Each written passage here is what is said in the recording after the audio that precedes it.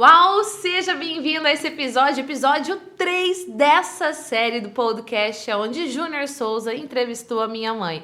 Quero saber como é que tá sendo a sua experiência no episódio 1, no episódio 2, comenta aqui. E mais, nesse episódio de hoje, minha mãe vai contar algo muito interessante. Como é que foi o começo da minha carreira, eu ministrando treinamentos, eu já mãe, filho pequeno amamentando, como é que foi toda essa cena? Eu vou dizer que o que você vai ouvir e ver aqui nesse podcast nunca foi revelado antes na história da internet. Então se prepara, bora lá.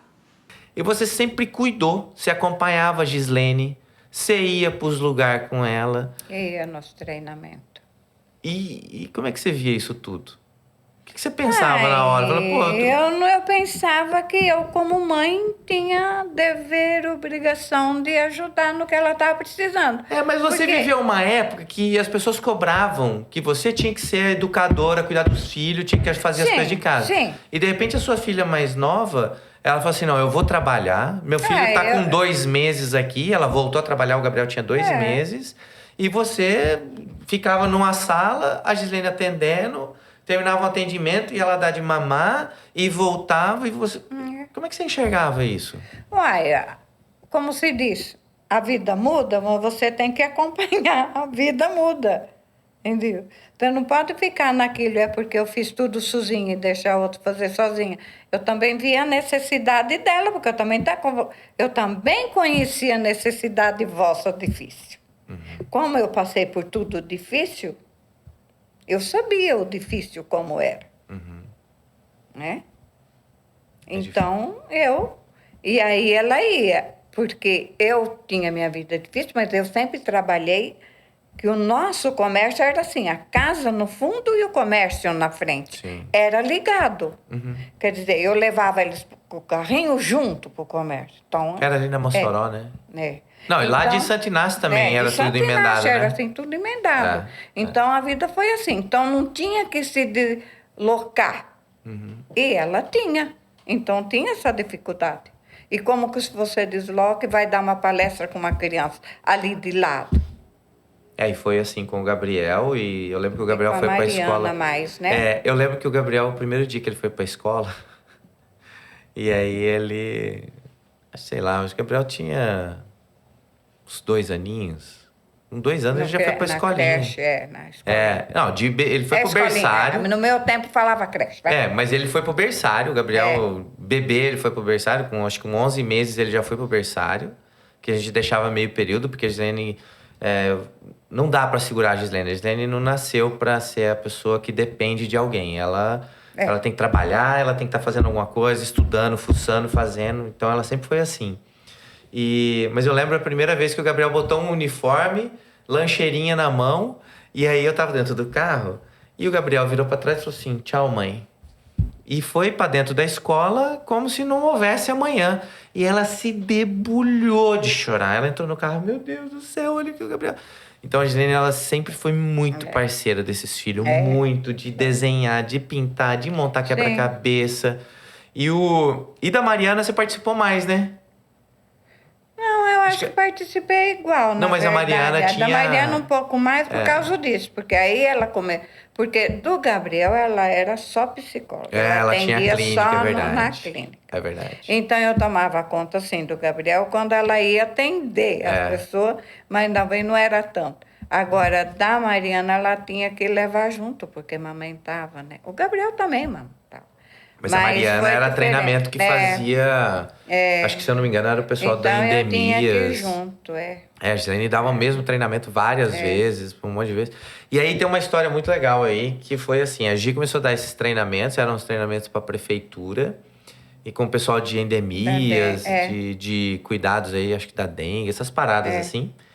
E o pai começou, pai não, né, vocês, a servir os cofres desses treinamentos. Isso. E aí tava de novo recomeçando a vida. Recomeçando, sempre foi recomeçando. Sempre perdendo e recomeçando, né? Que aí a gente conseguiu comprar uma casa, mas parou também, perdeu também. Sempre isso, não dava. Às vezes eu fazia um comentário assim com ele, aqui não é nosso lugar, aqui não é a nossa terra prometida. Você sabe o que é verdade? Eu Parece fazia, isso, né, mãe? eu fazia esse comentário com ele, porque ele caía, né? O Antoninho, ele ficava para baixo, porque a última vez da perda foi quando era a padaria, nós já estava super cansado, vendeu, a pessoa colocou tudo em cima no caminhão, foi embora, né? E levou tudo embora. Levou tudo embora e a gente não recebeu. Aí ele ficou mal, que aquele dia eu achei que ele infartava. Aí eu sentei perto dele e falei, vamos começar de novo. A gente não está mais jovem como era, né? Que nós já estava bem cansadinhos. Eu falei, mas vamos começar de novo com o que a gente sabe. Que aí a gente começou a fazer a rosquinha de pinga. E sim, teve essa época. A Gislene, o Gabriel era o ajudante. A tia Rosquinha de pinga. Aí eu falei, vamos começar e você vai vender nos pontos, que você vendia os pão. E assim começamos de novo. É muito. A Gislene tem mesmo isso do pai, né? De vender. O pai não tinha tempo ruim, né? Não. Pra vender. Aí, Botava no carro, saía, vendia no mercado, em tudo saía quanto de é lugar. madrugada, 3 horas da manhã, fabricava tudo que, né? Aham. Às vezes voltava em casa 4 horas da tarde, eu ia tomar conta da minha casa. tarefa da casa e ele ia fazer a venda. E aí vocês serviram esses cofres muito tempo. E aí, Muito tempo.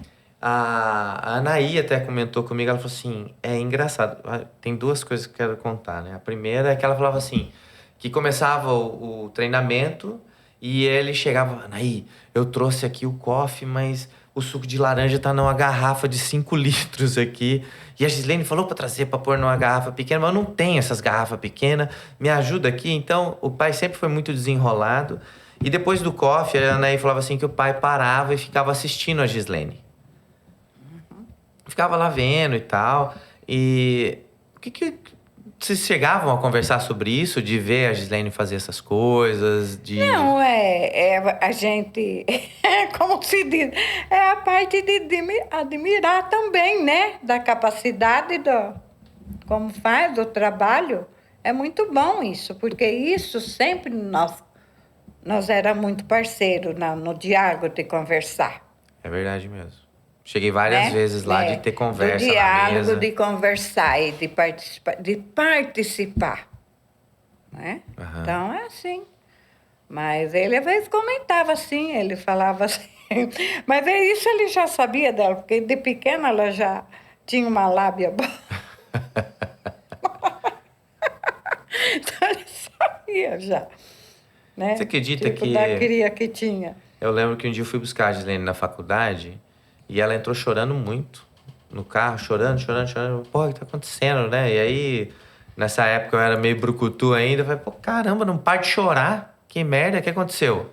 Aí ela falou assim, pô, aconteceu 2 coisas. Primeira, que eu tive que ir lá na frente apresentar um trabalho e me deu um desespero, um frio na barriga. Eu tive que sair, ir no banheiro e voltar.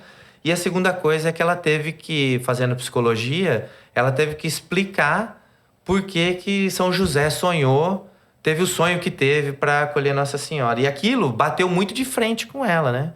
E eu lembro que a Gislene ficou um tempão sem querer apresentar trabalho na faculdade. Então ela estudava muito, né? Tinha uma Sim. vida corrida e ia de ônibus para lá e para cá. No início, acho que para ela ir lá na frente, eu lembro que um dia ela foi fazer leitura na igreja, eu estava na missa, eu falei para ela assim, filha, se o ambão tivesse um buraco, você tinha enfiado a cabeça.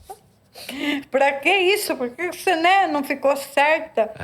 Para isso ela era tímida, para ir lá. Agora, isso eu tenho até hoje.